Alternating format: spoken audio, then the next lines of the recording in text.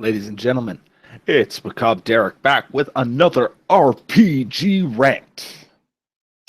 This time we're going to talk about getting back in the game, and we've all had them. Every last one of you. If you have been role playing in this hobby for 2 years or more, you have encountered this. You have encountered that game that you are absolutely loving. You were right on top of it. Then something happens. Could be just players decided to not show up because other obligations happen. We're in the time when people are getting back into school. We're in a time where people are getting new jobs, coming off summer jobs. The schedules are shifting. Things aren't aligning right. Maybe your computer just up and fucked up and you lost all your notes. And it goes on. 1 week turns into 2, 2 weeks turns into 3, 3 weeks turns into a month turns into 2, 2 months turns into 6, 6 turns into a year. But there's that part of you that says, I want that game to keep going. Maybe you don't think you have it in you. Maybe you just felt a little burnt out. But the question I have to ask you is, were those stories worth the telling? Is the tale coming to a satisfying conclusion where you want to see this? The biggest tragedy of these games has always been that the players, the storyteller, the flame tender, the head game master, the dungeon master, if I may be so bold, does not get to finish the story. Because think about all those TV shows you end up running into. And they always end up leaving on that cliffhanger of an ending, season's end, in hopes to have baited enough people to demand that that series comes back, just in hopes of being able to get another season. That doesn't happen. And you're always left wondering, what if? What could have happened? What should have happened? Oh, no, what were they going to do with the kid now that they've been born and the secret's out and all these horrible things are happening and maybe they're just this close to getting what they want and then a new villain has grabbed it and pulled it away and you're left wondering. What happens when you're in these kinds of games? You've got a decision to make. Do you pack it in or do you pick it up? Now, when it comes down to it, there's a few factors you need to keep in mind. The first factor, the most important factor, were you having fun? Was everybody in the game having fun? If half of your players were sitting there on their cell phones, playing whatever ISO game, whatever they have on their whatever they have on their tablets, maybe playing Hearthstone or something in the middle of the session, maybe you're better off to end up scrapping it all together. Take those few gems of players, even if there's one, just one, take hold of them and bring them along for another ride. Tell them, yeah, that was a sampler, and I know we can make it better. And I want you. You are my first draft pick for the next chronicle that we're going to tell. Maybe not all that work is wasted. Because you now have a world to play in. You have characters fleshed out. There's no shame in reusing characters because they are part of a mythos that is the world you have created. And different stories can be told at different times. Now, that second bit, is the story worth finishing? If you were engrossed and wondering what move was this player going to do, what would they react like when the grand reveal of the villain's plan? What is that deep secret that lurks in the catacombs below the wondrous and good kingdom? If these are things to be revealed, if these are desires you want to see made manifest, there's only one way to go, and that is forward. And unfortunately, all too many games are lost because they lose this particular point. They fall apart. There's no shame in it. But the question is were you having fun? Were your players having fun? And is the story worth telling? The third part. Let's say worst case scenario. Your house is burnt to the ground. You lost your books. You lost your dice. You lost your character sheets. You lost your NPC bindings. You lost that 200, 300 page notebook filled with all those wonderful scribblings of NPC interactions and plot ideas and details of the world that you have fleshed in the cavities of your mind. Because clearly that should be your first concern when your house burns down, isn't it? Once that ends up happening, what do you have left? Say scorched earth motherfucker has just been laid upon you. And you got so much distance, and everything has faded away in time. Well, maybe, just maybe, it's time to reboot.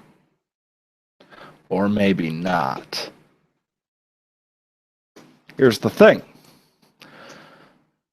History is written by the victor. Time makes it a lot more difficult to know exactly what has happened. And in those mists of time, you now have a chance to write that history as it should be, as you remember it, as you want it to be. You have a chance to end up grabbing that world that you've crafted and the situation that those players have made and recraft it. Hone your ability as a storyteller, as a game master, as a flame tender, whatever you call yourself. Because the sad truth is that too many games die out this way. And if everybody's having fun, and if you're having fun, that's your gaming troupe. You owe it to them, and more importantly, you owe it to yourself to continue going with the story that you began with. Now, how do you recover? Well, here's the interesting thing.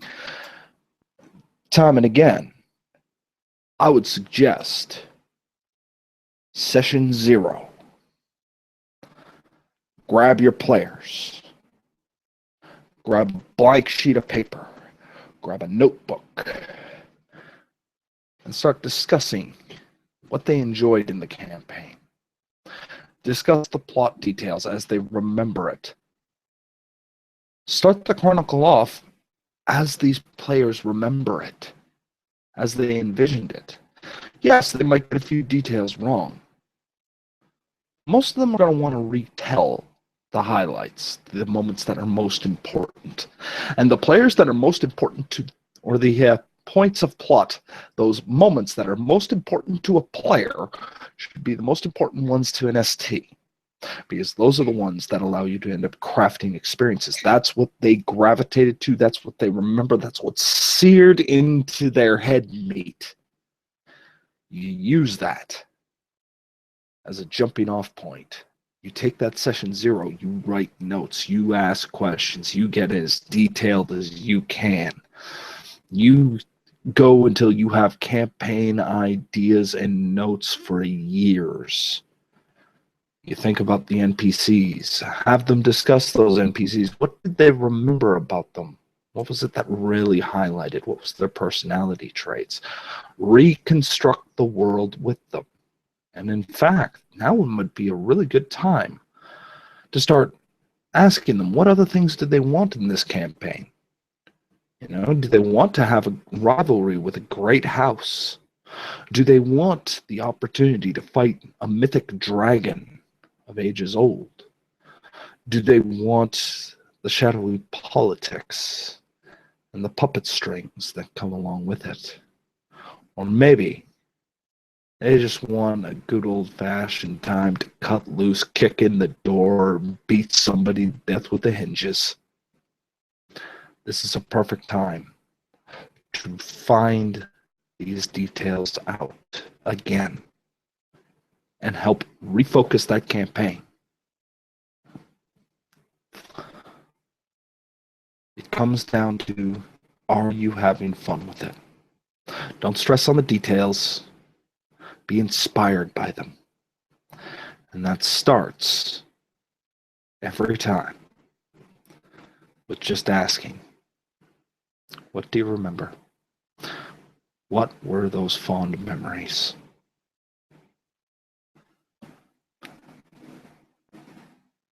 The last point I want to end up making, kind of a afterthought, if you will. I was involved in a game that took place over the span of a year and a quarter. I played the necromancer, Papa Sulci. I was playing a personal redemptive arc, going in with my fellow comrades. I end up becoming a bit of a errant mystery to them, somebody who seems very well and kindly, honorable, yet played with dark forces that many of them would shun upon, facing dangers and evils throughout the land and beyond the veil.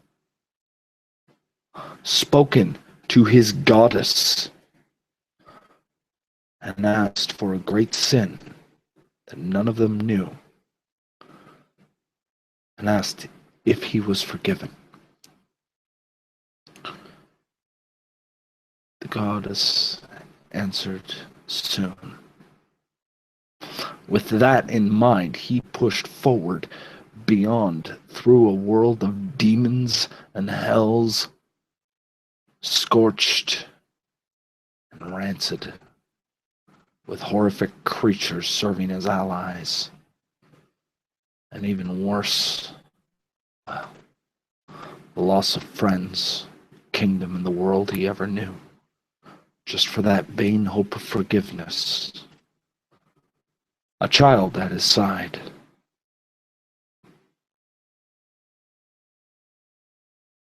And a party ready to turn upon that child in order to complete their objective, using that child's blood to end up gain access to what we can only imagine was our final challenge. That night, that last game night, Papa Suljin promised the child, I will not leave you, and I will get you out of this.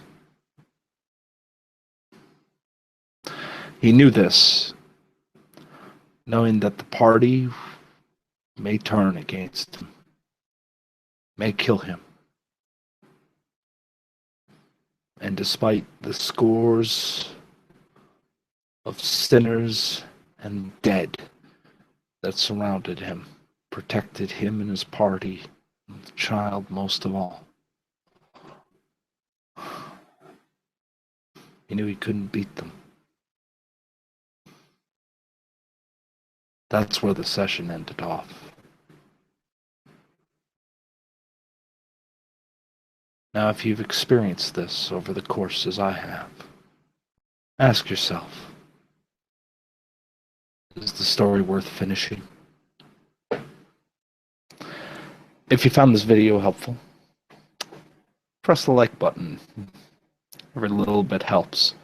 If you want to end up following along with more of my RPG ramblings and other projects, feel free to hit subscribe. And if you want to hear my thoughts on a particular topic, or you'd like me to end up handing you another rant on a topic of your choosing, feel free to discuss it in the comments. I'd like to hear the stories that you've made and the ones that have gone unfinished. I'd love to hear your experiences. Until next time.